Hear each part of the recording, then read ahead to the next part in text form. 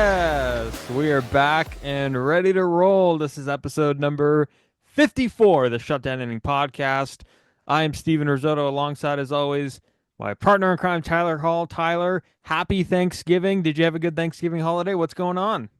Hey, everybody. Yeah, I had a good holiday. Got a little 10K in up here in the morning in the cold in Sacramento, and then, worked up the appetite to crush some your traditional Thanksgiving foods in the afternoon. How about you?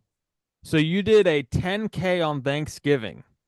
I How, did. how does one like train for that? Like take me through that process because I know you do run, Yeah, but I've been how running a often do you lot. run enough to train for a run like that? I mean, so 10K is like 6.25 miles or so. And so like I run that, a few times a week around the neighborhood with some shorter runs too. I'm approaching 1,000 miles this year, Steven. So yeah, I mean, there's training plans if you want, where if you're starting from like ground zero, but try to keep that as kind of my baseline and do a short run here or there or a longer run here or there. And usually don't run in 38-degree weather, but had to get out there. Yes. And Thanksgiving dinner was good. Everything was good. Family good. Yeah, everyone's doing great. Had all the regular fixins, had a solid plate. I didn't overeat this year. I was proud of myself, but I left full for sure. How about you? Yes, everything was good. Kept it low key. Turkey was good. Everything else was good. Um, and I don't know. The holiday season this year kind of crept up on me. I don't want to say I was surprised by it, but I kind of was. Yeah. Usually, like, I don't get into it right away, but after Halloween, like, I was ready to roll. Like, it was a little strange. I think we talked Yeah. about this a little bit on the last Yeah. episode. Yeah, it's kind of weird because like this year Thanksgiving was like the latest it could possibly be on the Mhm. 28th. So now we got like, we're less than 3 weeks till Christmas now, big guy. Yeah, some of the Where's Juan Soto gonna go? We didn't even put that on our agenda, but I guess I mean, Yeah, I mean, the Blue Jays apparently just like I've heard he's on a plane to Toronto right now. No, the that's Ohtani the story from last year, that's the but Shark yeah, Tank guy. yeah, we'll see what happens with Soto.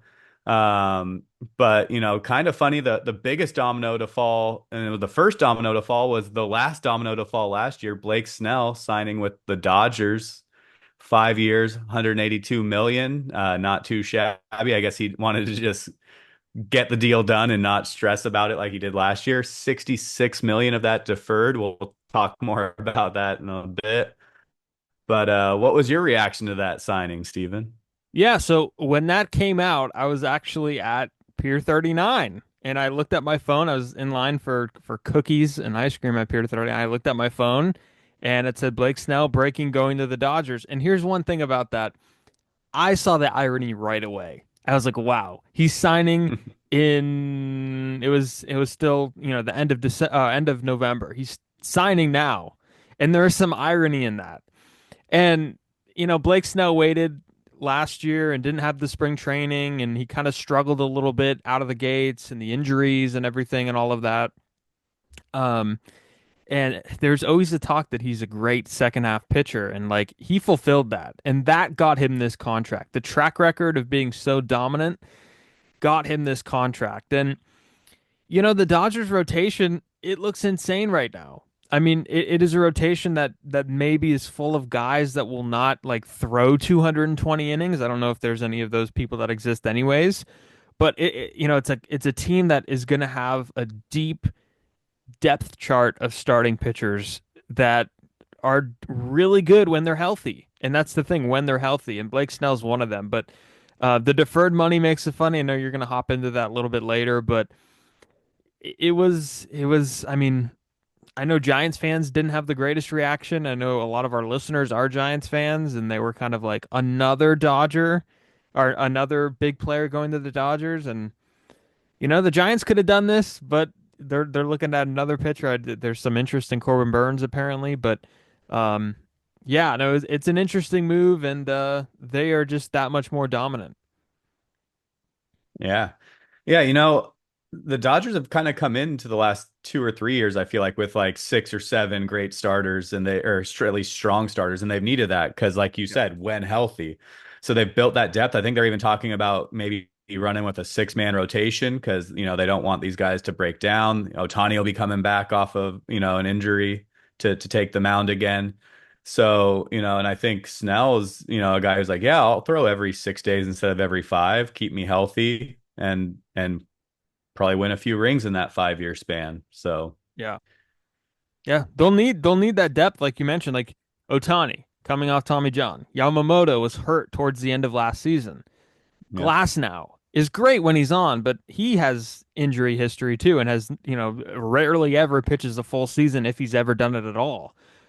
Snell, you throw him into the mix, and then you have They'll probably Kershaw. bring Kershaw back. Yeah, I He's mean, needs some rest. yeah, he's going to need some rest. He's older and doesn't have a lot of gas left in the tank. And Dustin May's hurt. And, you kind of go Bobby Miller, all these guys. So you kind of go through the list of guys that are injured, or who could get injured and have that history. And it gets a little, it gets a little to where you do feel good about the insurance. And Blake Snell is more than just insurance, he's impact.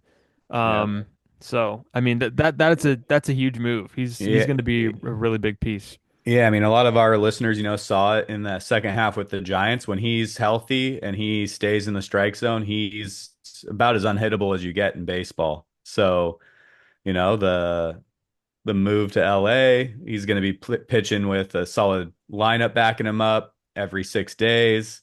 If he stays healthy, that's going to be a pretty strong deal for the Dodgers.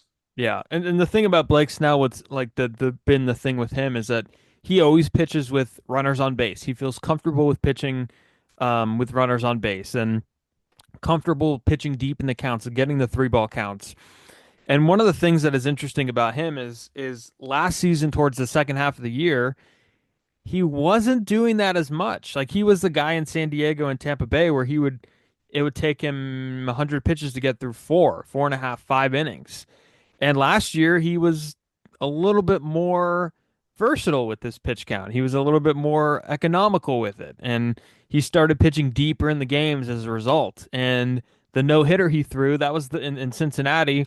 And whenever I think of no hitters in Cincinnati, I think of Homer Bailey um, no hitting the Giants way back in the day. But that was the first time he had ever pitched into the ninth inning in his career. So, Yeah.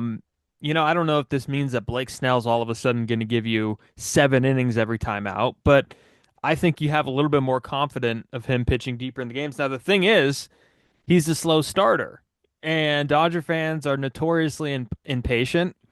And I wonder what this is going to look like. And he also has a track record of just being kind of up and down, right?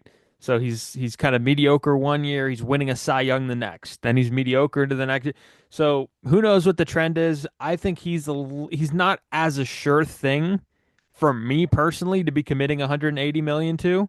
As dominant as he is, I still feel like there's like some red flags with him if I'm building a team right now. Yeah, well, I think part of it is the depth that they have. So you're not, if he has an off period of time, you still, assuming the other guys are healthy, they're You not could going to live with it. suffer. He's not like the end all be all of their rotation. And he is a two-time Cy Young Award winner. So, to have a guy like that on your rotation, you don't have to live or die by him. It's a nice luxury to have. Yeah, So, no, that's a good point. So um, Blake and Snell's a Dodger. Blake Snell's a Dodger, and then I'll move one thing up a little bit just to keep it in LA for a second. Tommy Edman signs a 5 year, $74 million deal with the Dodgers. 25 million of that deferred. Basically, a super utility man, had a awesome October, awesome postseason for the Dodgers. So they're going to keep him around for a little bit, Steven. Yes. I mean, this is one of those ones where it's like you have to credit the scouting. And the reason I say that is because Tommy Edman was hurt for most of the season with the Dodgers, and he was, it was kind of an afterthought in St. Louis. They didn't think highly of him to continue on with him. They were kind of having a down year, and now we're looking to see what's happening in St. Louis. Anyways, Arenado might get traded. Goldschmidt's gone. Anyhow, and the Dodgers were very patient with him. They kind of waited for him to come back. He comes back. He ends up having a really good postseason. I mean, he didn't end the regular season on a super high note, but he just went into the postseason and crushed. He was amazing. I mean, he was hitting a home run, it seemed like every night. The World Series was amazing. 13 RBIs in the World Series. He stole 5 bags. Um, he was 20 for 61 in the World Series. Um, that's pretty insane. Just an incredible World Series, and didn't even play. Um, or no, not in the World. That was in the postseason, not in the World Series. He didn't have 61 at bats in the World Yeah. Series. But 20 for 16 in the postseason with 2 homers and 13 RBIs and big homers too. And he was the NLCS Yeah. MVP. So, Yep.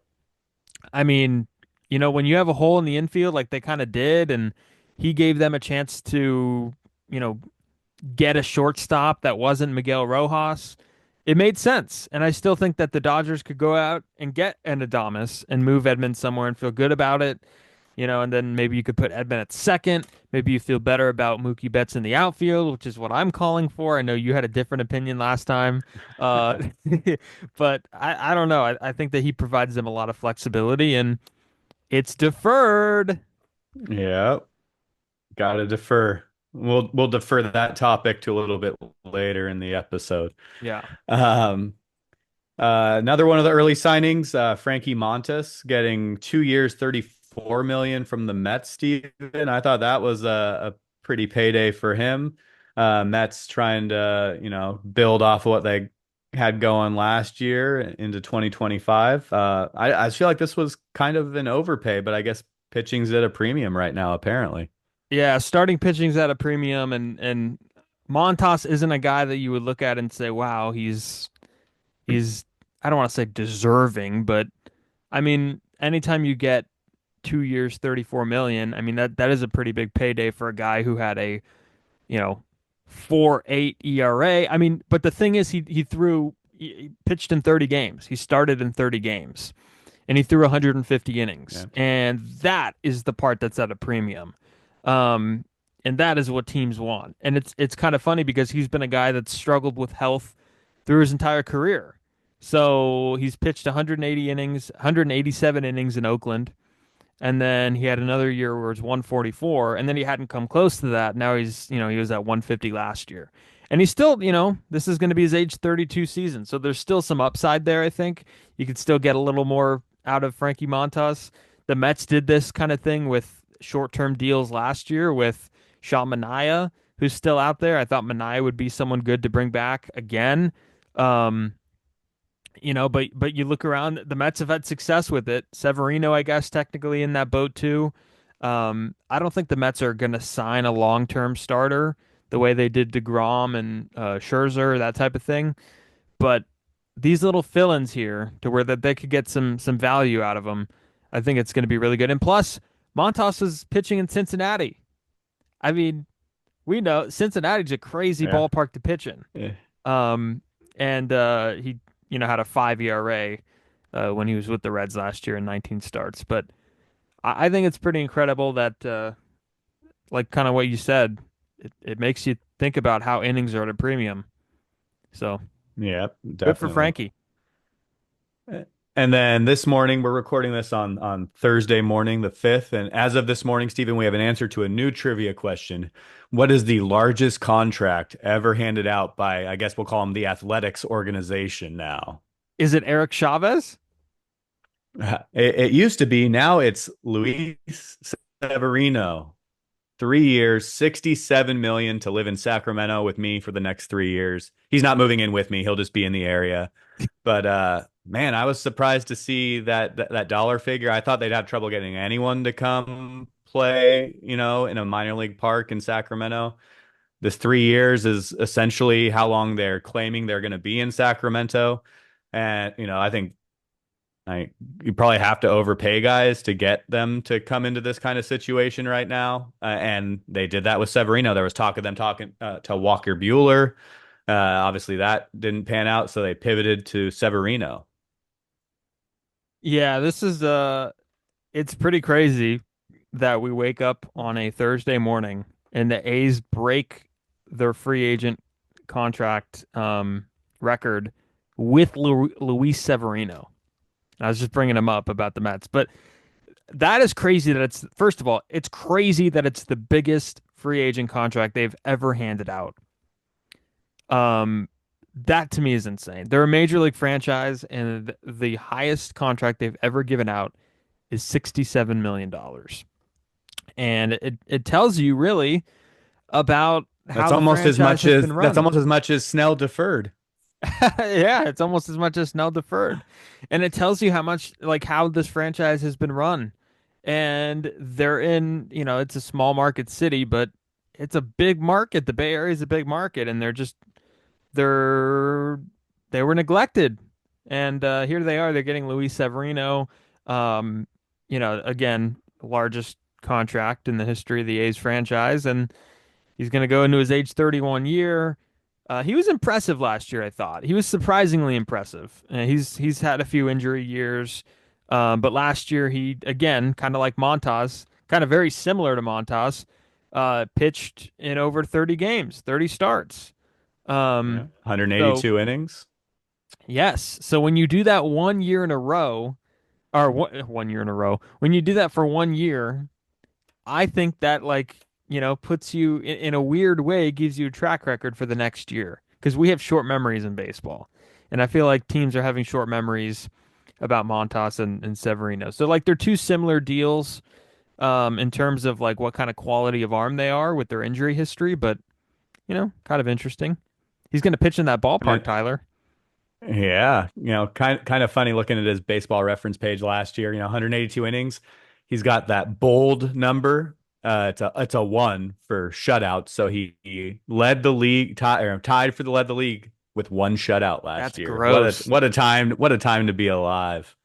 But yeah, this will be his first year ever playing outside of New York. So he's leaving the bright lights of New York City for the bright sun of Sacramento, California. Come on Yes. down. Yes. And he had velocity last year. I just looked it up. Uh, Despite the injuries, he averaged 96.2 miles an hour on his fastball last year. So he's got a sinker now too, a sweeper.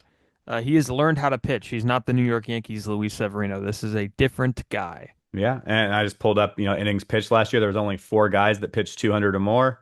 182 innings puts him in the top 15 in all of baseball. So you're going to get innings out of him, and we'll see what the Athletics do around him. It'll be The interesting to see. Athletic. But yeah, it was when we connected, when Steven and I connected for a few minutes before, I saw he had put that on. I was like, Severino to the A's, and yeah, dropped like a couple hours ago. Biggest contract in history. Um, but last episode, Steven, to kind of take a pivot, we talked about the Hall of Fame ballot had just been released. We promised that we would have our ballots. If we had a vote for the Hall of Fame, we'd release them on our next episode. Should we do this thing? I think we should. I think you should go first. I'm interested to hear Okay. what you have on Uh, your ballot. all right. I'm assuming we have quite a bit of overlap, and I only have nine. Probably the first year in a while I haven't had 10. I could probably get talked into a 10th with a few of these guys, but my nine are Carlos Beltran, Andrew Jones, Andy Pettit, Manny Ramirez, Alex Rodriguez, CC Sabathia, Ichiro Suzuki, Chase Utley, and Billy Wagner. Okay. Is there a lot of overlap? Did I choose all of your guys? Do you have anyone that I didn't? I do not have Andy Pettit. I do not have Andy Pettit. Okay. I don't have him. I know I think I brought this up. I teased this in the last episode, but I know that there's going to be conversation about Andy Pettit and CC Sabathia. There's going to be some comparisons there, and um, it's going to be like, well, They're why? really close to identical. I don't think so. I think Sabathia had more dominant seasons than Andy Pettit did. Um, And like if you look at Pettit's career, I mean, this is the Hall of Fame. And I know that he played on some winning teams with the Yankees, a lot of winning teams with the Yankees actually. I mean, he's a five-time World Series champion. But just some of the years that he had just don't scream Hall of Fame. And I know it's unfair to compare him to the pitchers of his era. It's unfair to compare him to the Randy Johnsons and the Kurt Schillings and the Pedro Martinez's. Like Andy Pettit was not on that level, and I'm looking at it right now. And like after age 30, um, age 31, 4.02 ERA, 3.90 ERA. Then I had a good year in Houston, 2.939, 4.20, 4.05, 4.54, 4.16. Even in his 20s, 4.24, 4.7. So Yeah, consistently but in the what fours. look at the era that is though. I Look at the know other there's ERAs offense in in that the era. era. I know there Look was at the offense. innings pitched. You just said after he turned 30, he had 5 seasons where he pitched over 200 innings after 30, and he had another year with 194. His last year when he was 41, he pitched 185 innings at 41. At 41, I don't care what he's doing at 41. I want to It's see. part of his career. He had It a is part of his career. 3.74 ERA in 185 innings when he was twice your age, dude. Okay, we're going there. Okay, if 40, 41 years old, that's not going to break or make your Hall of Fame case is made. When you're 41 years old, you have the resume already, right? Your career's done. It doesn't matter. Like Brandon Crawford, nobody cares what he did in St. Louis. It's an afterthought. I'm not going to think of it. You're not going to think of it. We're going to get into Crawford in just a bit. But to me, I just don't see like a consistent era of like dominance from Andy Pettitte. To me, like he compiled a lot, right? But I just don't see like years in a row or years specifically of just pure like dominance from him. Um, I don't know. There's a few years that stand out. 96 with the Yankees. He was an all-star. He finished second in the Cy Young voting.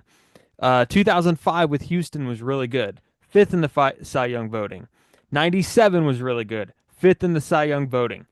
Everything else was kind of just like good pitcher, right? I mean, I'm looking at like he only had a baseball reference WAR above 4 three times in 18 years.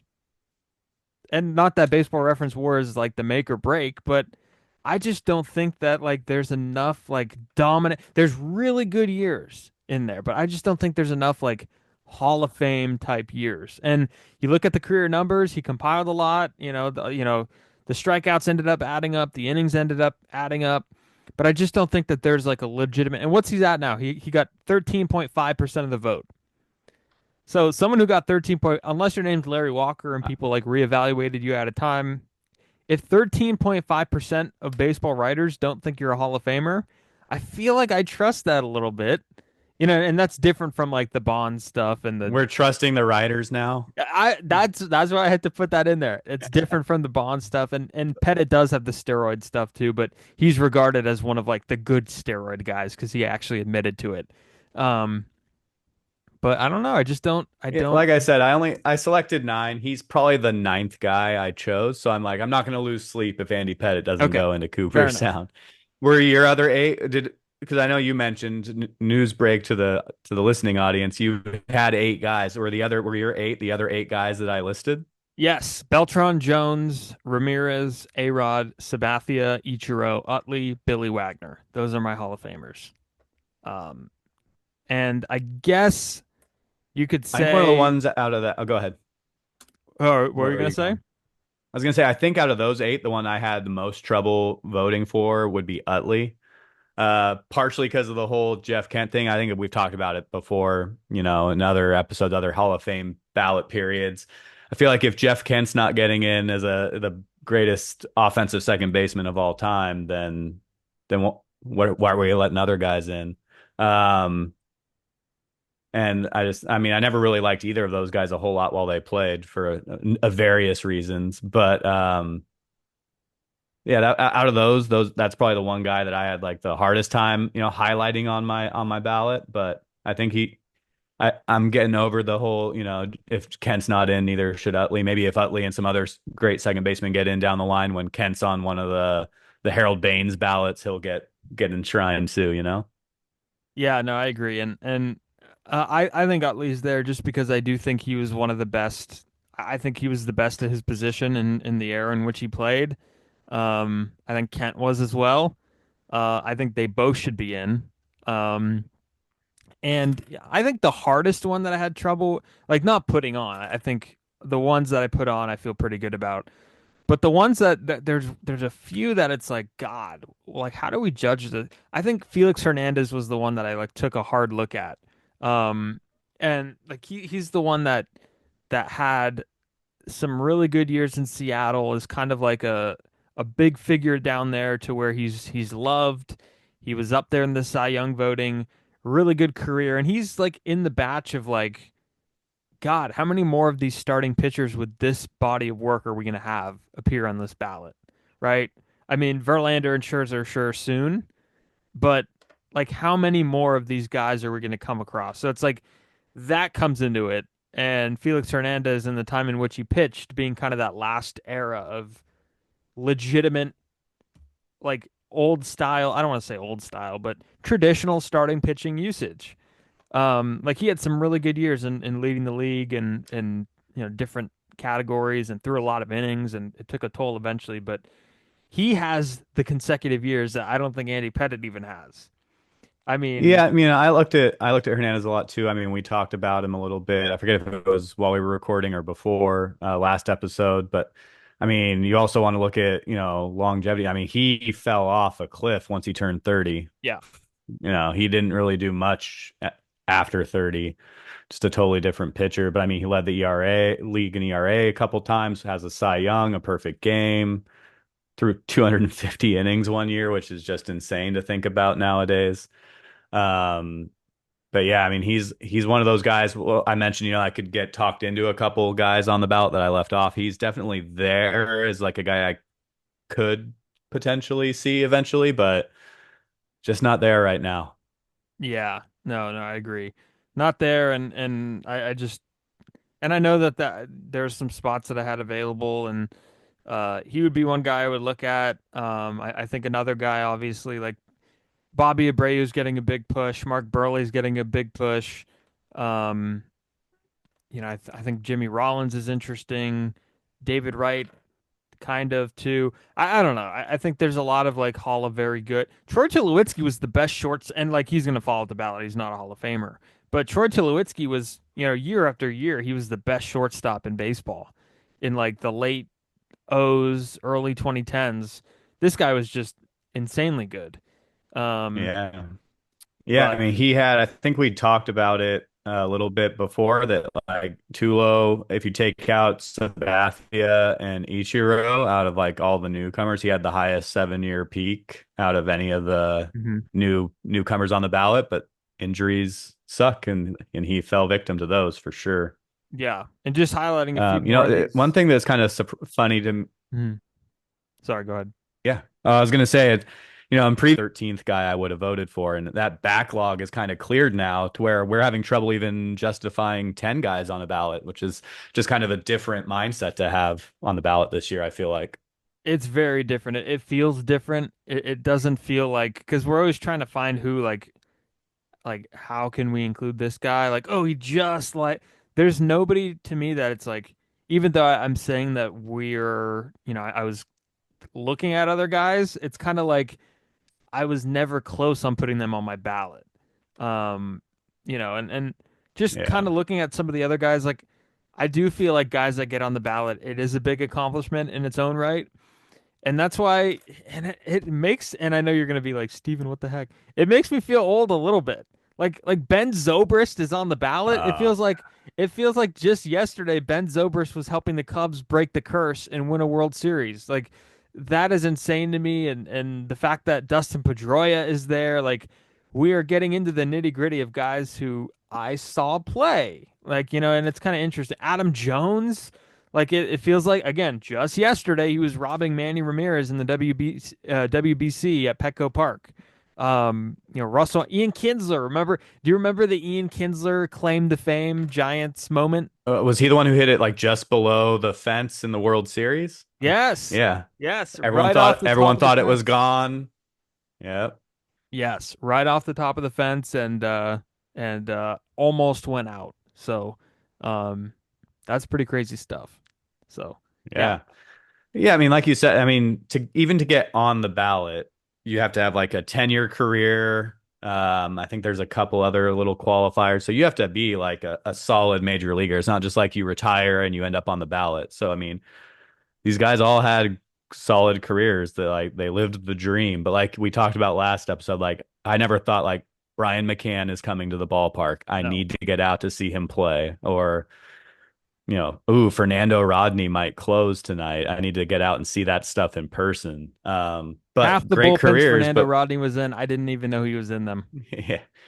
We're talking the Hall of Fame here, and we've talked about how that kind of feels different now, just in general. In previous episodes, it's different now than when a decade or two ago with how a lot of people feel about it. But it's still the Hall of Fame. I think we gotta not just let anybody walk in here. So, but yeah, I think we talked about it last episode. I'm thinking the class of 2025 is going to be Sabathia, Ichiro, Billy Wagner. I don't think anyone else gets in. Beltran might get close.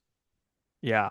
Yeah, I think so too. I mean, Wagner, um, there's no I way think, he doesn't get in this year. I mean, yeah, he and by was the way, five. I think 5 votes short last year. So, yeah, 5 votes short. By the way, I just got a one of those notifications, like usually the ones that come up like Amber Alert, but this one is a national tsunami or a tsunami warning on the coast.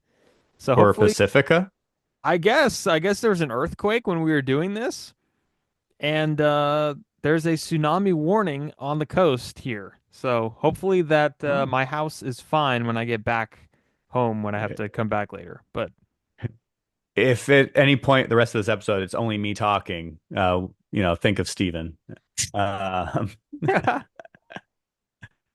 Um, but yeah, we'll see. I think the results usually come out for the hall in like mid January, mid to late January. They announce the class, and they'll have the camera crews in all these guys' houses where they pretend to be surprised that they're getting a phone call with the camera crew in their house. But are any of these guys Boris clients? Because Boris loves to be like in the background of those calls being received. I remember when like Adrian Beltre got the call, like in the background in his kitchen, you could see Scott Boris.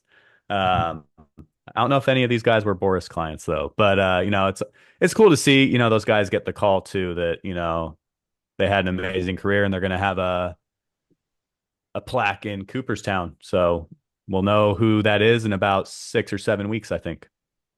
yes, we will see, and we'll have an episode when it happens for Spencer. Hopefully another one or two in between there. But yes, we'll Yes, definitely have a Hall of Fame reaction episode. yes.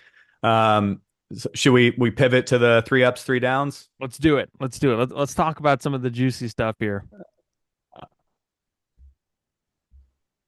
Yeah. So I'm gonna go with. I'll lead off with the downs. I'm gonna go with all the deferred money we're seeing. I'm gonna disclaim this with I'm not upset that the Dodgers are doing it. They're operating within the rules that are currently there, but something's got to be done here. The Dodgers have deferred over $1 billion in salary uh, coming up, and I just think it just seems other teams can do it too. That's why I'm not like it's not because it's the Dodgers, but something's got to be done here. It's obviously it and they got to be a little more upfront, like baseball does, with like how these deferred dollars hit the luxury tax figure because it's partial. Like I know Otani, like this year, his luxury tax number isn't like two because he took two and deferred 68. It's like in the 40s somewhere. They have some calculation. Like, does the deferred money hit their luxury tax when they're paying that deferred money? Does that also hit, but at a smaller, percentage? It's just I feel like something has to be done just to kind of put some guardrails up because right now it's just kind of open season. For some reason, only one team's really taking advantage of it. Because I think I saw that like all the other deferred money for active players, we're not talking like Bobby Bonilla and like Ken Griffey Jr. anymore, but like for active players, um, all the other deferred money for active players is like 200 million or across baseball, and the Dodgers are quintupling that now with over $1 billion. Um, what do you think, Steven? Well, I think the government's going to come into this. Like, I'm dead serious. I think the government's going to come into this. And I want to shout out our Giants talk. And it was a 6.0 earthquake in Humboldt, by the way. Um, our Giants talk, they were talking about this and they were saying that the tax implications that this has. Yeah. Um, and none of this is going to help California. If you think about it, none of this is going to help the state of California because Blake Snell is going to get paid here. And then the money that he's going to get after he's done, he's going to be in Washington when he gets those checks. So, there's a tax implication on this. The roads in the great city of Sacramento for Tylor Hall will not be helped by Blake Snell or Tommy Edman or Shohei Ohtani. So there is an implication to this that makes it, a major loophole, not just in baseball, but I mean, this is something that is like this is something that we are going to get one of those like congressional hearings about. Like that's just, what I could say. And usually the last time the government got into baseball was that I don't want to say it's the last time, but one of the notable times was McGuire, Canseco, like all those guys piled into, Capitol Hill, and I'm that's not here to when, talk about the past. yeah, and Palmeiro stuck out his finger. By the way, there was an article in the Chronicle by John Shea about Canseco and McGuire wanting to make up, and they're open about seeing it like making up again. So like that's crazy. But anyways, yeah, I there it's a major loophole right now. Can every team do it? Sure. Should every team are they going to start to do it more? Yes. I mean, when you are a trailblazer, you are a trailblazer, and the Dodgers are the trailblazing team right now for this sort of thing. And it's kind of like the A's and Moneyball. Everybody kind of got on the on base percentage after the A's, and the Red Sox used it to win a championship. And now here we are now. So I think that there will be something, once every team does it, there will be something, and the Well, Dodgers see, kind of that's opened a the can of thing. worms. I don't know if every team will do it because I think, we've heard it for decades now in Northern California is like, oh, well, part of the reason why the Giants have trouble signing a guy is the income taxes in California. But like, the Diamondbacks, there's no state income tax or very Yeah. little. Florida teams don't have any. So like, if you're signing there, you're not as inclined to defer money because you're not going to pay those state taxes on it anyway. So, it's kind of pick and choose your states by income tax bracket as to where they should probably adopt what the Dodgers are doing. But I agree, that's a lot, $1 billion in taxable income that will not hit California's books, when they're paying us off in a decade. So, So next yeah, time you say you love the fans in LA, think about that. right. Yeah. Yeah. So I don't know. I just feel like, and like again, not because it's the Dodgers, they're doing it, and if the Giants were doing it, I'd be stoked on it too. But something's got to be tightened up here a little bit. Um, Even if like just luxury, like yeah, you can defer the money if you want, but that money is hitting like the luxury tax still this year. Like Otani's still 70 million towards your luxury tax. Um, Down number two, I'm going to just the free agency rumors. They're everywhere now. It's even harder on Twitter or X. I still call it Twitter because verification's not really a thing anymore. So like anyone is an expert now, and you've got every guy going to every location, and Nolan Arenado's being traded to like 6 teams right now. And, some of it aren't reporting it as like rumor. They're saying, like, oh, it's a done deal. It's just a matter of time before they sign. And, everyone just wants to be first. And so this time of year, I feel like every year we put out like hey, warning everybody, look at who's saying it. Like, especially with like, the fake Rosenthals and Jeff Passan accounts. Um, yeah, I guess it's more of our annual warning to everybody, I guess, to just be careful who you're trusting out there with your rumors. Yeah, no, be careful of these accounts, and I don't know, like me and you, it's easy to kind of filter them out, but like the casual baseball fan will believe anything that anybody puts on Twitter, and like Twitter has become like the algorithm since it has become X has just been a hellhole. It's not a very like good site anymore for news because there's a Yeah. lot more misinformation and misinformation that goes undetected, and um yeah, anybody could really, and I think it's more than that. Even the people that like are producing content, who don't have like a journalism background, and not saying that you need a journalism background to break news, but it would definitely put you in more of a category of being more trustworthy if you put out the work and you're writing about the team every day and you're you know, covering the team, right? And you've done it before. But if you're just a random account tweeting stuff, then it doesn't work. You're not gonna really attract anybody, and I guess you will attract people, but for the wrong reasons. But Yeah.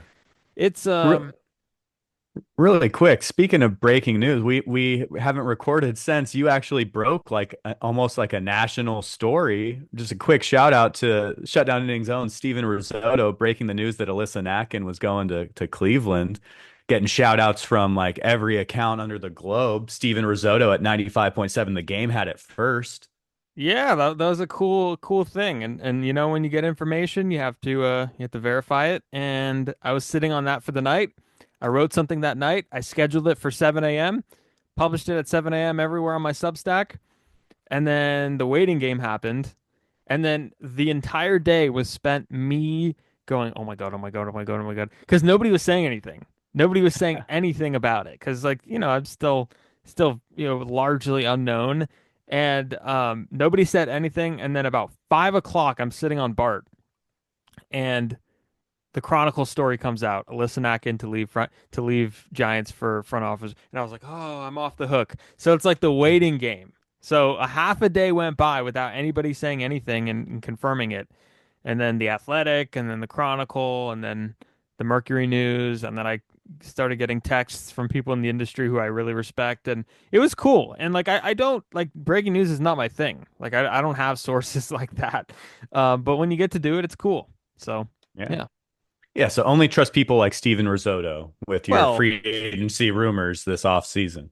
I don't know what free agent rumors I have, but maybe. Um, yeah, so we'll pivot now to the last down. I'm going with this golden batter rule. I think a lot more thought has to go into it. It came out a day or two ago that Rob Manfred's considering a golden batter rule, where essentially at any point in a game you can put any batter in your lineup up at the plate. So like, bottom eight, you got the bases loaded with two outs. You don't think, and you got the bottom of the order due up next inning. You could throw Shohei Ohtani up at the plate, or Aaron Judge, or Grant McCray, whoever you see fit. And yeah, I don't know. It's funny because you and I both love banana ball. This is basically a banana ball rule. I just don't know how I feel about merging those two worlds quite yet, Steven. When I saw this, I thought it was a joke. I legitimately, like, we just talked about You Twitter thought it was like the accounts. onion? Yes, I thought it was The Onion. We just talked about Twitter accounts tweeting random stuff about free agency, and be on the lookout to see if it's true or not. I thought this was one of those fake accounts, MLB on Facts. That's what I thought it was. And I was like, first of all, it's embarrassing that it's being discussed. Or it's embarrassing that, okay, let me rephrase that. First of all, it's embarrassing that Rob Manfred would say it publicly. Second of all, it's embarrassing that it was even brought up in the first place. Who in the world, in an official Major League Baseball meeting that is addressed to fix all the issues in Major League Baseball, who in the world in their right mind believes, you know, I think we need to have a golden batter up there, and this is a pressing thing, and we should float this idea. It's not, that part of the game is not broken. There are parts of the game that are broken or severely fractured. But what are we doing? What Yeah. are we doing? Nobody is asking for this. Nobody is asking for this at all. And it's insane to me that it was even brought up in the first place. I mean, you know how Yeah, many moments that would take away in like the history of baseball? Like, is he brain dead? Like, why is yeah, this even being? And if it happens, then that's a bigger issue. I'll like yell even more. But yeah, what? yeah. I mean, I was surprised at first. I kind of thought it might be a joke too, and then like I saw it, on MLB.com. Everybody was reporting it. Um, and I tweeted out at one point like it. I think it all kind of stemmed from the reaction during the WBC of the Ohtani Trout at bat. And that happened organically. Like part of baseball is like those opportunities happen organically. Some of the biggest unsung heroes were not guys that you'd want up in that situation necessarily, but it was their spot in the order and they had to take the at bat. And I think if you force those kinds of situations every game, those iconic matchups and moments kind of lose their luster if it's not like, oh, well, yeah, I had to. And then do you have like special golden batter rule? Because, some guys are going to get an extra 50, 60 at bats in a year because of that.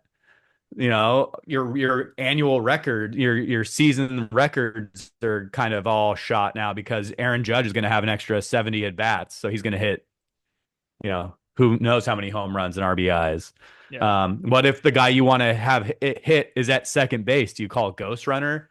Do you just put the guy who was supposed to hit out at second base? Does the defending team get to choose who goes out there? Like, one thing I did see that was kind of interesting, I think it was FP Santangelo Sr. said, like, if you send a golden batter up and he doesn't produce at the plate, like, there has to be a penalty for it. And so that's also, obviously we're getting like crazy now. What about this? What about that? Maybe this should happen. And once you start making rules where you have like different contingencies, or if this happens, then that happens, it's a bad rule.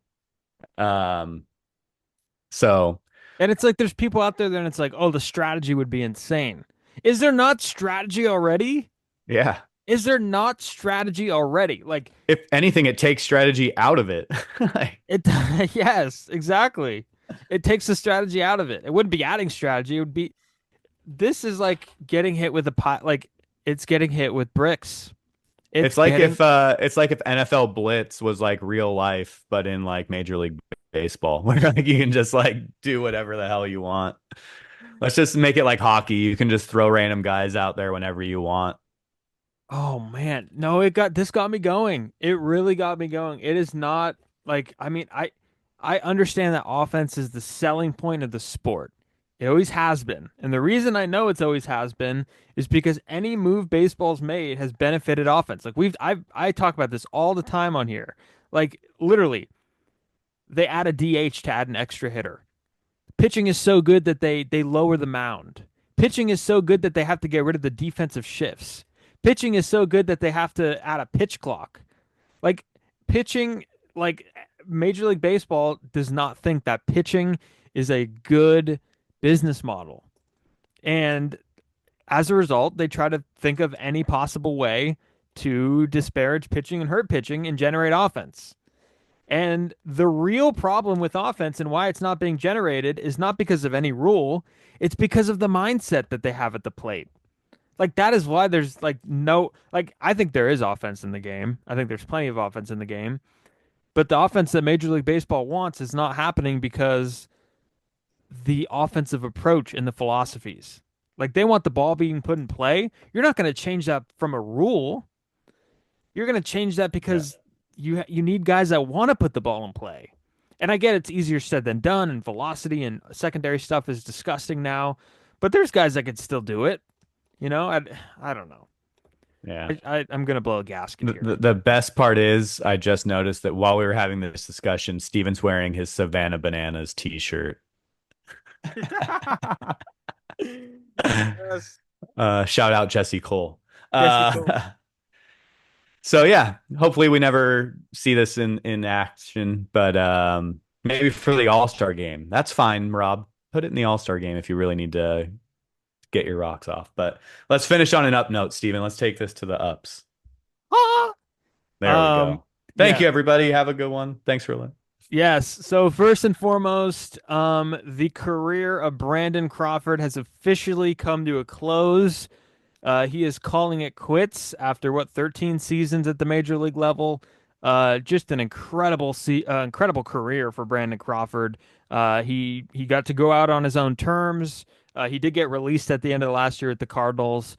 But just an incredible 14 years in the major leagues. 13 of them were with the Giants, and it is a really cool story. I mean, he's a Northern California guy, East Bay guy. Wanted to play shortstop for the Giants as a kid, was a season ticket holder. There's numerous pictures of him at Candlestick Park, and he ended up doing it. He ended up fulfilling a dream of playing in the big leagues, was never a big prospect, had to work out of UCLA.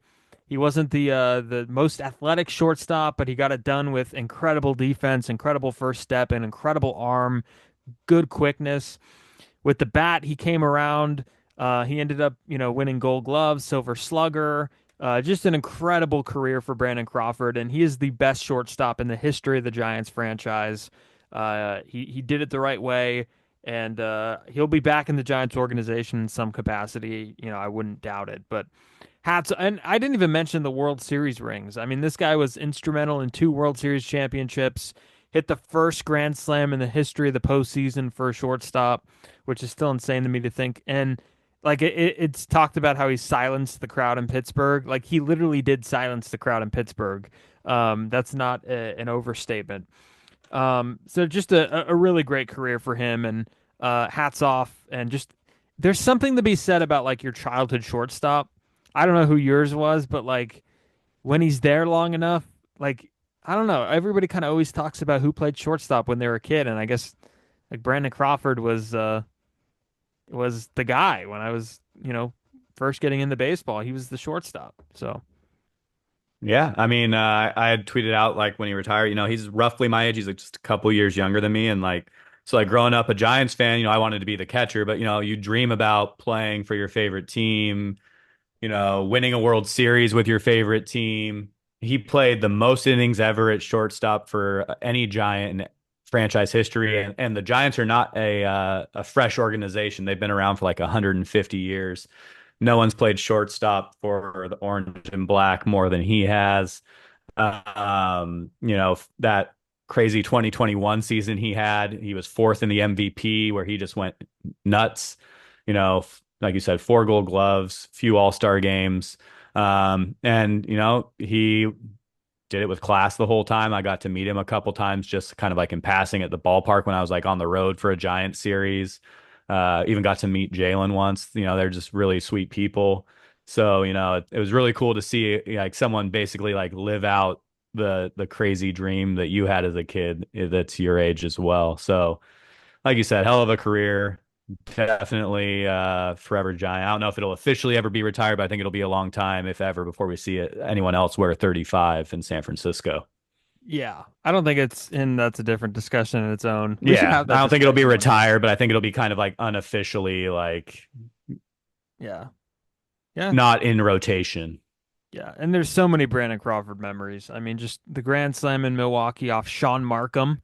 Yeah, Remember that well. That was right after Buster Posey's injury, and the Giants called up Chris Stewart and Brandon Crawford. yeah.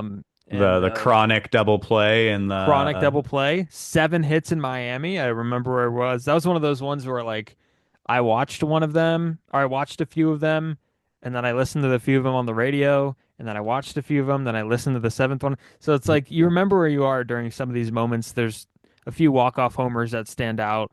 The ball that he hit against the Rockies, left on left, it might have been 2013 or 14. That was like one of the like that was a far splash hit. There are far splash hits. Like Bonds had a bunch of them that just went out to the what's that thing? It's called something in the bay. The little thing. Oh the cove, no, that's in the the cove. buoy. Yes, yes. Um, like it almost cleared that. Bonds has cleared that a few times, but yes, that. Um, but yeah, some big moments for Crawford and just the defense night after night. I mean, he's probably the best shortstop I've seen. Yeah. And there's been a lot of good ones in this. He would have won more Gold Gloves if Andrelton Simmons didn't overlap with him in the National League for a few years. So Yeah, it was fun to watch, like get to the ballpark early and watch him take like infield. Like I didn't want to watch him take batting yeah, practice. I watched him take infield because it was like an and one mixtape tour for baseball defense.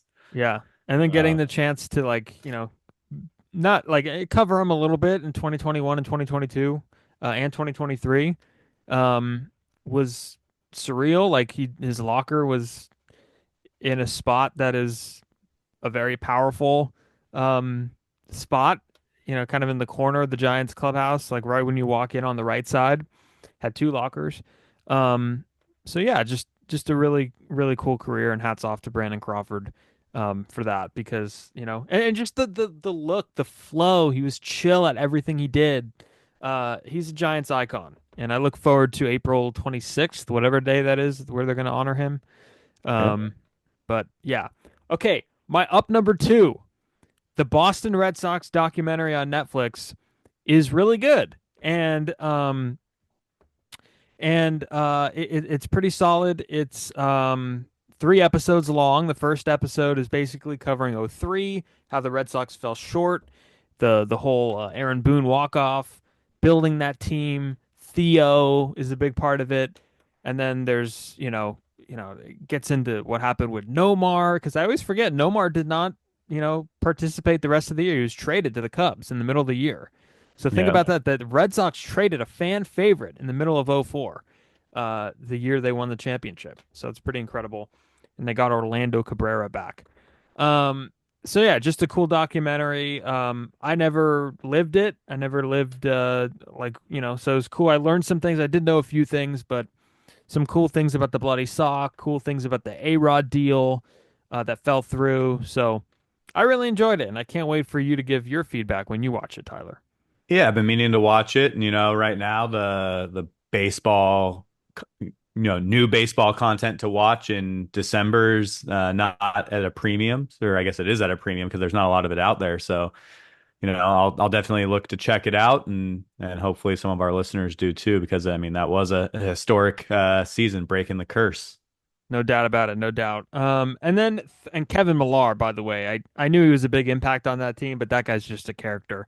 Um, Yeah. all right, up number three, I attended a SF Chronicle Willie Mays book signing event. The Chronicle released a book of some of its greatest articles about the Say Hey Kid. I went to the event at the Gotham Club for Chronicle subscribers, featuring John Shea, featuring Christina Carl, who's editor of the Sporting Green. Larry Bear was there. It was a really cool event. I ended up getting a book. I'm gonna hold it up for the people watching and turn my blur off real quick. But it is really cool. It's like a collection here of some of the great stories and pictures of Willie Mays' career. And it goes all the way up until his death. The interesting thing is, this was being planned before he passed away. So they had to kind of switch gears a little bit um, and include some of the stuff about his passing and some of the great journalism that was done after. So yeah, shout out to them. John Shea is the best biographer of Willie Mays. He was a friend of Willie Mays. Um, he's very passionate about Willie Mays and telling his story and getting the word around. So excited to kind of look into that book. Yeah, do you have to be a Chronicle subscriber to get access to that book, or can anyone get No, it I now? think it's Because I'd just love out to there. get my hands on one. The event was Yeah. just Chronicle subscribers. Yeah. Yeah, I mean, we've talked about Willie a lot, both, just you and me personally and on the podcast. So I definitely want to get my hands on that and check it out. So yeah, that's really cool that you got to see that. I know you told me there were some cool anecdotes that you got to hear and just some background on Willie. So that's really cool you got to do that. And yeah, we'll be keeping an eye out for that book if I can track one down. Yes. No, for sure. And I will maybe I'll put the link in the description on where to find it, because I don't know if it's been released or if I got an early release. I have no idea actually. So we'll figure that out. All right. Well, I think we shut it down again. This was a good episode. We did. It was a good one. Got some good free agency talk, Hall of Fame. Rob Manfred's an idiot. What else do you need in an Yes. episode? I I'm yelled sure, at you over Andy Pettit. right? That's exactly where I thought this episode was going. So I'm glad that my plan worked. I think I yelled Uh, at you over Chase Utley last year. yeah, I think so. And then you yelled about the Golden Batter Rule wearing a Savannah Bananas t-shirt. This episode had it all, man. Um, The so yeah, irony. we'll probably wait till a few more big dominoes fall in the free agency, and we'll talk again soon. Yes, let's do it. And thank you everybody for listening. Spotify, Apple, wherever you find your podcast, go check us out. Social media at shutdown_inning. You mentioned Tyler, should we get a Blue Sky account? I think we actually should. Yeah. So I second guess that. Because Blue Sky is Tyler and I are both on Blue Sky. I'm not on it as much. I have to start doing more tweets on there. Um, I have to also figure Do out. more tweets on Blue Sky. Yeah. Yeah. Do But more yeah, I'm posts. trying to get better at it. I'm trying to remember when I post something on X or Twitter to like copy and paste it into Blue Sky. I'm hoping to kind of be out of that place by opening day. We'll see how it goes. But Be out yeah, of that find us place. everywhere. Yeah, be out of that place. Yeah. All right. Well, stay safe. I don't know what this tsunami thing is. I guess there's the earthquake 6.0 in Humboldt. So stay safe if you're in the Bay Area. Thank you for listening, and we will see you next time. That's what's up. Bye.